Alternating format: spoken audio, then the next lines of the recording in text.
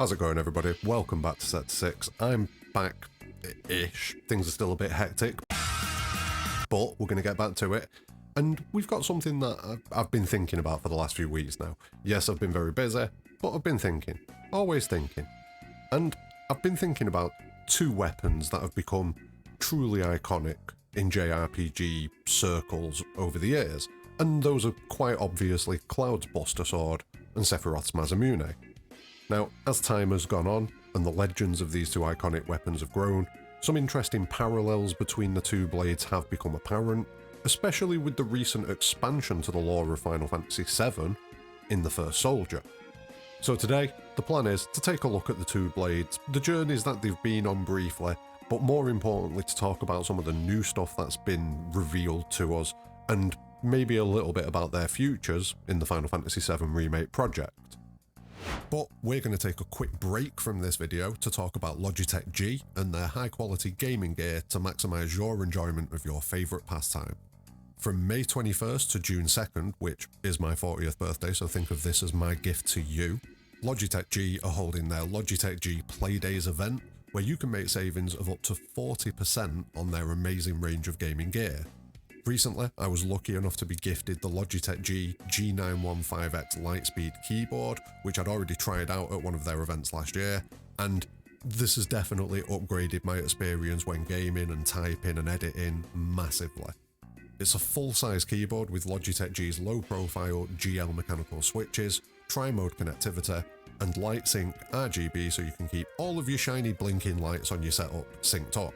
You can check out this keyboard and the wide range of products over at Logitech G by using the link in the description of this video, and make sure you check out all of the deals that are going on during Logitech G Playdays from now until June the 2nd.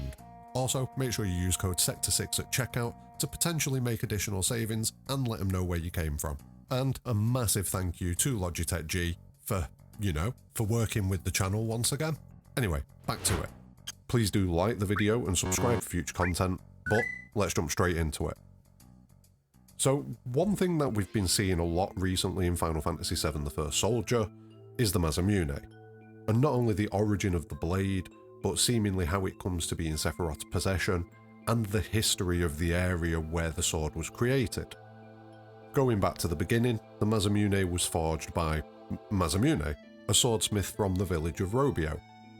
Robio was a settlement that was established by a small group of surviving Cetra around 500 years ago, and it rose up from the ashes of a previous Cetran settlement around 2,000 years ago, so 2,000 years before Sephiroth's mission to Robio.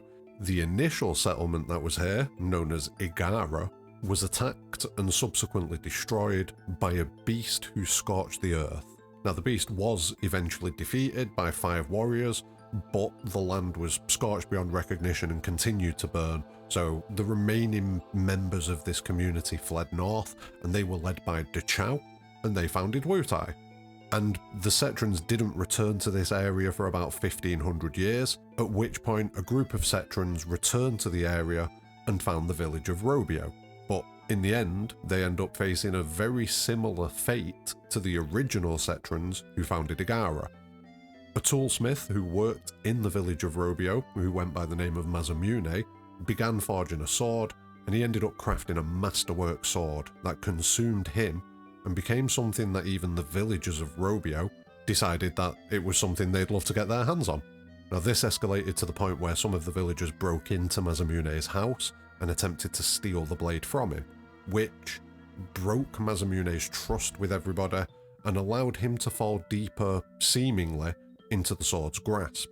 We'll get to this later, but long story short, he decided to kill everybody, and he burned Robio to the ground in the process.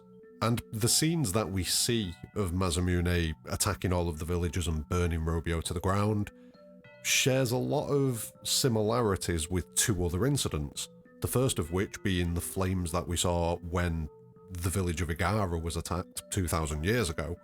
But not only that, the scenes that we saw when Sephiroth burned Nibelheim to the ground. Masamune and Sephiroth definitely share a lot of similarities in these moments. So it seems like they're trying to create this visual connection between these 3 events, And there could also be a second connection between these three events, and it's a pretty obvious one. I doubt it a little bit for a couple of reasons, but in general it's a pretty obvious one. And the other connection between these events seems to be Jenova. We can put two and two together and hopefully come out with the answer that the threat that the Cetrans dealt with 2,000 years ago in Igara was Jenova, or at the very least some sort of Jenova-created monstrosity. Something that was already a bit mean and was then corrupted by Jenova, but either way, Jenova's involved. That's what it feels like to me.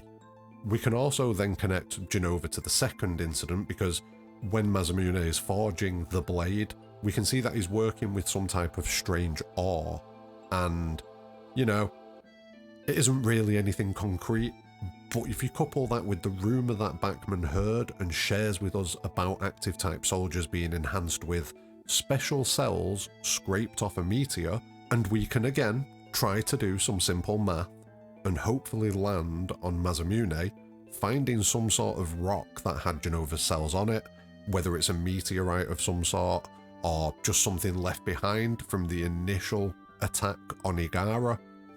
It feels like there's something there. Like, it's definitely suggested to us a few times, and obviously the third connection is Sephiroth. He's a little Jenova boy, so that's the connection for the Nibelheim incident.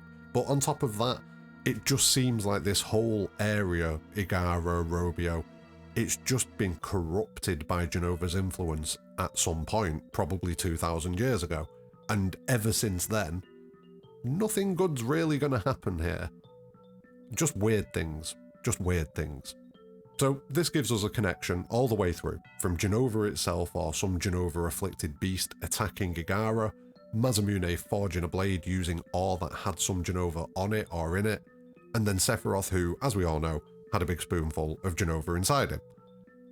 Also, even if Masamune didn't find a little Jenova rock to use in the forging of the Masamune, just the aura of the Igara/Robio area in general seems to be corrupted with something from the initial struggle 2,000 years ago, like I said a minute ago, and that could quite easily have permeated Masamune's time in Robio as well, and potentially had an impact on the forging of Masamune.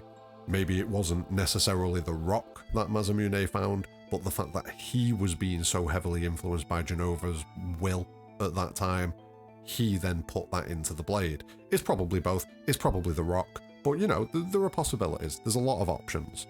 So either way, I think we can solidly say there's a through line there for this Jenova corruption in the area, leading to the sword being created and Sephiroth finding it one day. And whether that's some sort of by design plan by Jenova, or whether it's just some sort of coincidental thing, I'm not too sure. With all of the revelations that we've had in the Final Fantasy VII Remake project so far, it wouldn't shock me if Jenova could somehow have some degree of premonition and know that Sephiroth, her champion, will be in this area at some point, and therefore I should probably do something for him. It's possible, but we're not getting into the crazy speculation yet, I need to chill out. At the very least though, what we're seeing in Masamune is seemingly a focus for all of the Jenova in and around Sephiroth, filling him and most people with an intense desire for power when confronted with it. It seems to corrupt everybody around it, at least until it finds Sephiroth. It seems now to kind of be locked in on Sephiroth. But the Masamune isn't the only blade with some potentially weird stuff going on. The Buster Sword was forged by Angeal's father, with the hope that Angeal would grow to be an honourable warrior and as a symbol of pride and honour in their family. And I would speculate that in the same way Masamune was probably influenced by Jenova and filled the Masamune with some very naughty thoughts, or space rock, one of the two, Angeal's father could potentially have filled the Buster Sword with these thoughts of honour, hope, dreams, you know, all the usual Zack stuff, and the best for his son, Angeal. So the Buster Sword could truly be the antithesis of the Masamune if you look at the two blades in this manner. One of them fueled by a hunger for power, for destruction, and the other one fueled by hope and dreams of a better future. Something like that, the power of friendship, you know what I'm saying.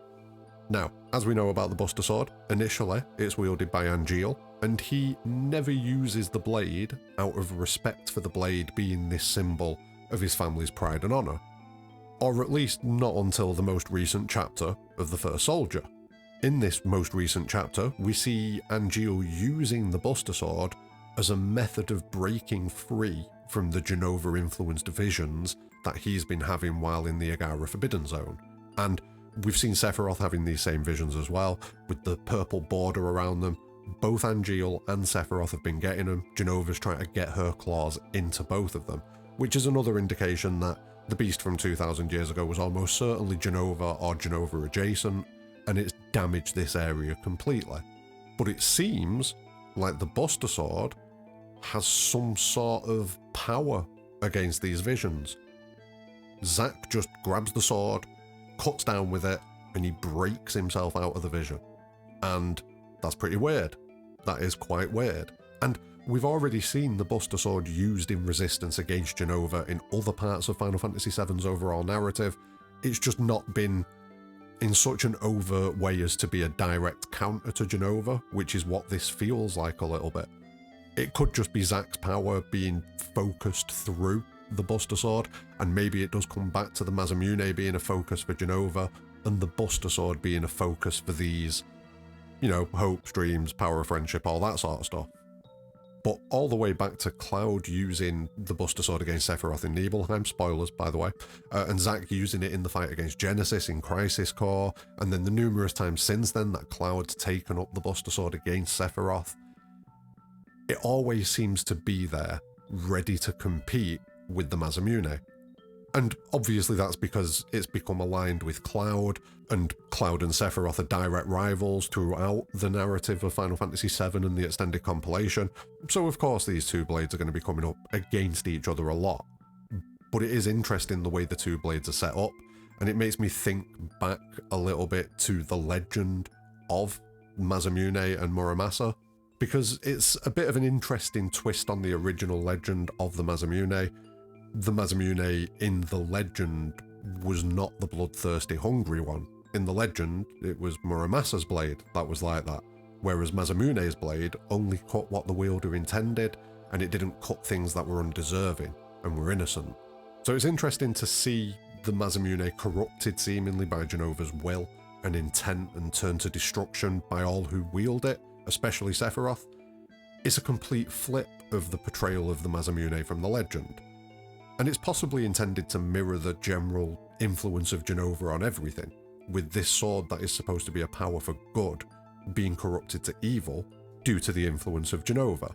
And even before we knew this additional backstory about the Masamune's origin, it was already being corrupted by Sephiroth and Jenova in their actions and the things that, you know, Sephiroth uses the blade for. But then that establishes that a blade can potentially be corrupted by some source. And this is where we get to the slightly wild speculation time in the video, because, you know, you've got the Masamune, that's a blade that's evil, and as we've already looked at in the video earlier, the Buster Sword is the exact opposite of that. You know, that's been forged with love, pride, honour, imbued further with those values by Angeal himself and then Zack, before finding its way to Cloud. And maybe we're taking a bit of a reach here, this is what we do, and suggesting that maybe these two weapons have more power than we may realise, maybe there's more to them than meets the eye. But what if the Buster Sword, that's been imbued with all of these thoughts of, like I say, hope, dreams, honour, power of friendship, all that sort of business, what if the blade that's been imbued with all of that has been playing some part in keeping Cloud together? You know, helping Cloud stay fit for purpose in the fight against Sephiroth? If that's the case, then introducing the black materia to the Buster Sword at the end of Final Fantasy VII Rebirth could be a bit of a problem, and it could see Cloud more open to the influence of Sephiroth due to the fact that he's lost, or at the very least corrupted, a stabilising factor in his existence. Maybe we'll even see something happen like we've already seen with the white materia when it was transferred between the worlds. Cloud could end up replacing his now corrupted Buster Sword with the sword that Zack currently wields in the other worlds of the Final Fantasy VII Remake project. I do remember that one of the big points of contention that people had with Zack surviving you know, in the time where we were waiting for Final Fantasy VII Rebirth, was the fact that there would now be 2 Buster Swords, and that surely this can't be the case. This is unacceptable, right? Maybe now this will see some sort of balancing act with the Buster Swords in Final Fantasy VII Remake Part 3. But either way, it's very compelling that one of the last things that we saw in Final Fantasy VII Rebirth was Cloud merging the black materia, you know, that materia that the Gi filled with their hate, their malice, their spite. But yeah, it's very interesting that one of the last things that we see in Rebirth is Cloud taking that materia, merging it into the Buster Sword, and then, lo and behold, the first soldier drops, giving us lore about swords and showing us a sword that has seemingly been corrupted. It feels pretty spicy, you know, it feels pretty spicy. So I'm going to stop there. Let me know what you're thinking about that in the comments below, because there's a lot of possibilities for this, and I know for a fact a lot of people are going to have some pretty good ideas about this. So yeah, share your ideas in the comment below.